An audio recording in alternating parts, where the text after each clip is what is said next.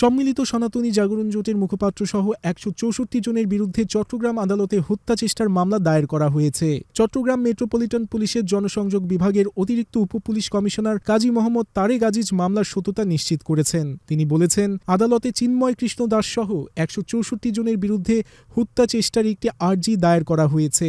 ২৬ নভেম্বরের ঘটনায় এই মামলার আবেদন করা হয়েছে, তবে আদেশ হয়নি এখনও। রোববার চট্টগ্রাম মেট্রোপলিটন ম্যাজিস্ট্রেট আবু বকর সিদ্দিকের আদালতে এনামুল হক নামের এক ব্যবসায়ী বাদী হয়ে এই মামলার আবেদন করেন। বাদীর আইনজীবী ইরফানুল হক বলেন, মামলায় চিন্ময় কৃষ্ণ দাস সহ ১৬৪ জনকে আসামি করে এবং অজ্ঞাত পরিচয়ের ৫০০ জনকে মামলার আসামি করা হয়েছে। ঘটনাস্থলে সিসিটিভি ফুটেজ দেখে শনাক্ত করে আসামি করা হয়েছে। আদালত বাদীর বক্তব্য গ্রহণ করেছেন, তবে কোনো আদেশ দেননি। পরবর্তী সময় আদেশ দেবেন বলে জানিয়েছেন।